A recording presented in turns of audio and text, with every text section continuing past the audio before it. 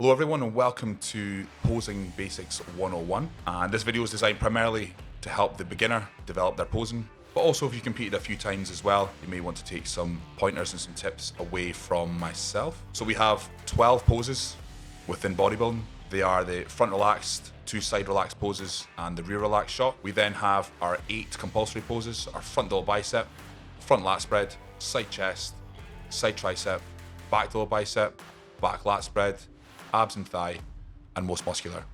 If you have aspirations to do classic physique with the MPC, you will not be asked to do a front or back lat spread, or a side tricep, or a most muscular. You will be asked to do your favorite classic pose, which are some of the poses that you'll see at the end of this video. So hopefully, this video helps you on your way to look as professional as possible, either in your first show or your 10th show. So the first pose is the front relaxed pose. And that's always going to be the first one the judges see. So we're always starting from the floor. We want adductor contact for the top quarter of the quad. We want to hinge a little bit at the hips, just to try and accentuate the taper through the waist. We want hands probably around midsection height. It just depends on where the shoulders look the best for each person. Some guys have it a little bit higher. Some guys have their hands a little bit lower, so it just depends on which looks best for you. We want to keep the sternum up, but not so much that it overly elongates the midsection. And we obviously want to ensure that everything's tense all the way from quads up through the upper body and through the arms as well. So we're creating tension. Imagine we're gripping a barbell, and that tension pulls out lines through the top of the arm, through the forearm, through the bicep, through the shoulder, like so. The second shot is the side relax. You'll always be told to turn to your right. You'll never be told to turn to your left in a side relax shot. So I picture that I'm holding a broomstick, and that's the lines that my hands follow. And thus the chest and the head all follow the same line as well. So you'll see in these shots, there's almost a diagonal look to the hands, to the chest, and to the head. From the bottom, you can see that my foot nearest the judges, my left foot is in front of my right. And what that does is it creates the illusion that the legs are thicker and wider from the side. And if we travel up through the leg, you can see I'm tensing the glute and I'm twisting around as much as humanly possible until I'm actually in a bit of pain through my oblique and through my mid to lower back as well. The more you can accentuate your twist, the smaller your waist is going to look. So for guys like myself who have I wouldn't say a blocky waist, but not the most tapered waist on the planet, twisting around as much as humanly possible definitely helps bring that waist in and helps create that illusion that it's much tighter than it actually is. So the next is the back relax, and like I said in the previous pose, you'll always be told to turn to the right. You'll never be told to turn to the left. So we're pivoting right and turning around. Essentially, the back relax pose is just the front relaxed shot, but from the back. The only difference I would say here is that my feet are more turned out to accentuate the sweep through my quads. I'm also not hinging as much through my hips. And you can see here from the back shot that I'm actually looking up and leaning back ever so slightly.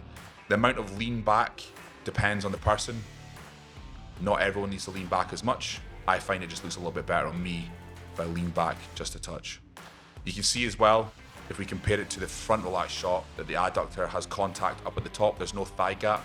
So irrespective of the size of your legs, in my opinion, you should have contact between the adductor, or at least the top quarter of the leg. Hand position is the same as the front, probably around midsection.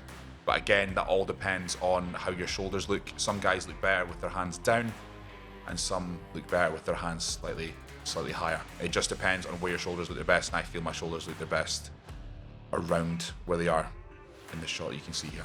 Tense through the hamstring. Some guys need to tense through the glutes, others don't. It all just depends on your structure and how your glutes look. So either they're tucked and tensed or pushed back as if you're doing a subtle RDL. But like I said before, you don't need to hinge as much as you do from the front. So this is the other side relaxed shot.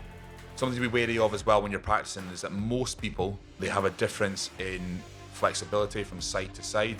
So on my right side, as you can see here, I have to twist a lot more and force my body around and pull my waist in from this side, whereas I don't have to do that on the left. It's just due to the makeup and the look of the oblique is slightly different to that of the left.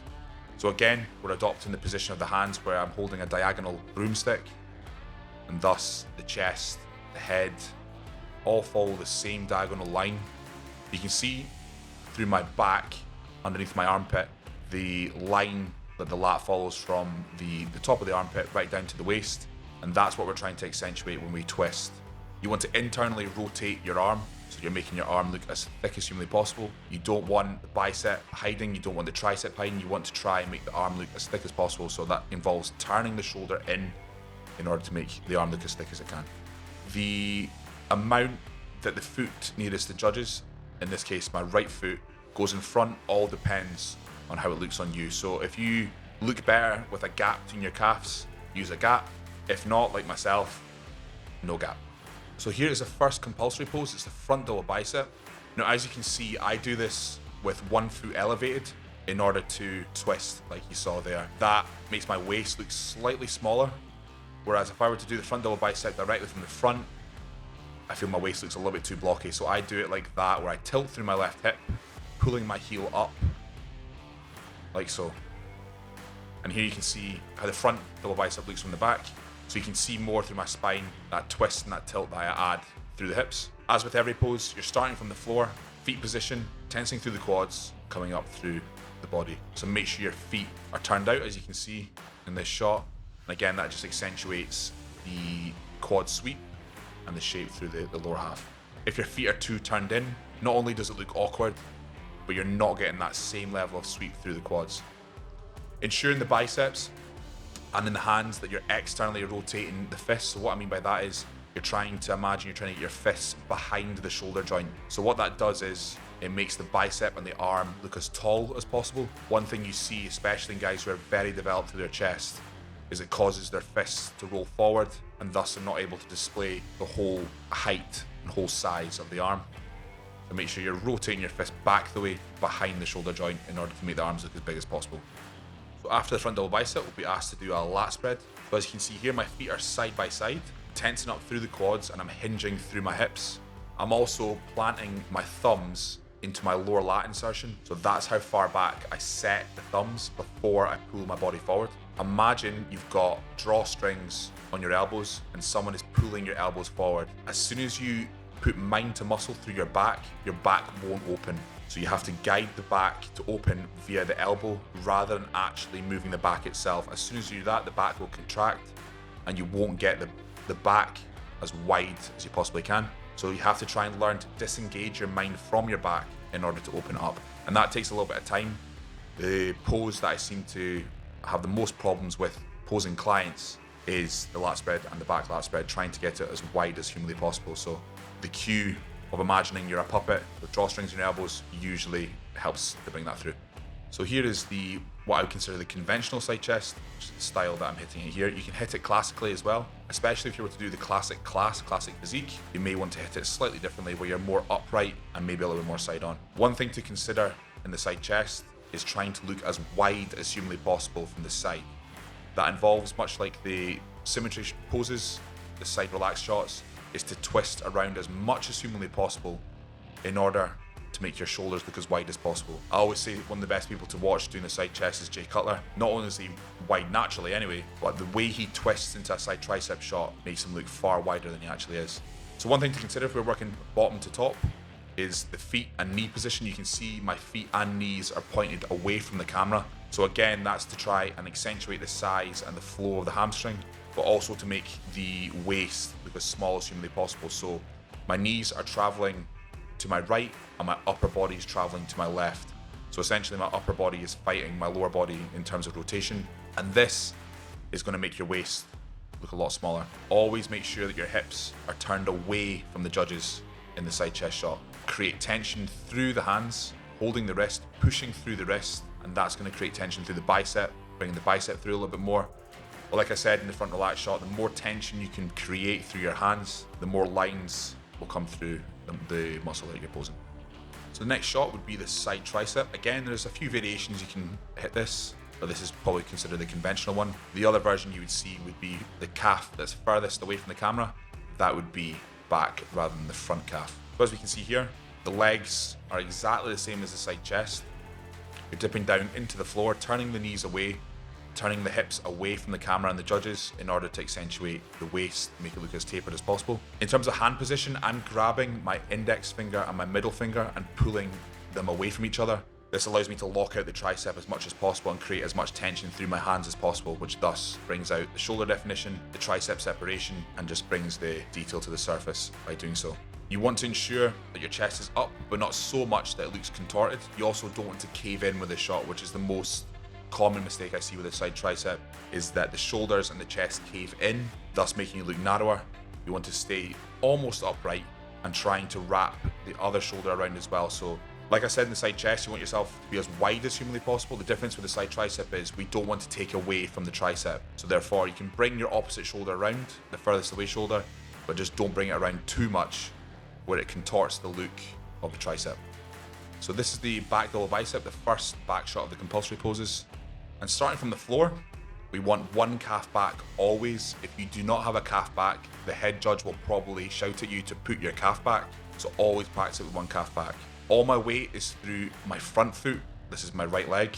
That allows me to raise my left heel as high as humanly possible to get as much tension to the calf and the hamstring as possible. So that's one mistake I see. We're trying to display as much separation. And if you don't have your foot high, you're only going to take away the thickness and the separation through your calf and hamstring. So working up through the pose, once you've set your feet, which should be off at diagonals, as you can see here, you're reaching up as if you're going to do a lat pull down, pulling the bar down, squeezing the shoulder blades together and opening up. Much like the front double bicep, you want to rotate the fist back in order to make the bicep and the arm look as tall as humanly possible. You can see from the back shot here as well, in the front shot of the back shot, you can see that I'm actually leaning back quite a bit. Some guys don't need to do this. I feel it just makes me look that little bit better. If I lean too far forward, I think it takes that 3D look away from my back.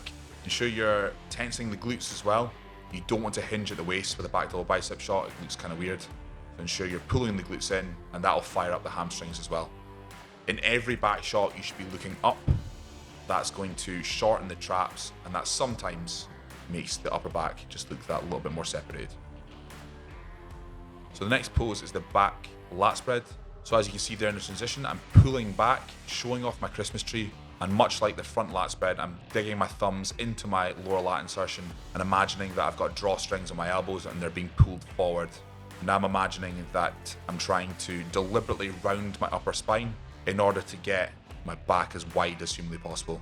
The legs, as you can see, are exactly the same as the back double bicep. There's no need to change leg unless you feel more comfortable on the other leg. But for the most part, most guys should just keep the legs exactly the same. Imagine that you're trying to do pure barbell row form. That's how I picture it in my head, whereby you're deliberately rounding the upper back just to get that last inch or so on the width. You also don't want to pull your elbows so far forward that it takes the width away from your shoulders. As soon as you do that, you'll contort the pose and it won't look as impressive. So as you can see here, you can see both entire arms in the back shot, back lat spread. So the next shot is the abs and thigh shot. So as you saw from that transition, the way to get from the back lat spread into the abs and thigh is to cross the feet and twist on the planted foot. For most, one leg needs to go forward. And as you can see, I've put it out to the side a little bit more. What that does is it just makes my taper look a little bit better from my back down to my abs. I'm also not grabbing my head. I'm putting my fists at the base of my skull. What that does, it allows me to keep my elbows up.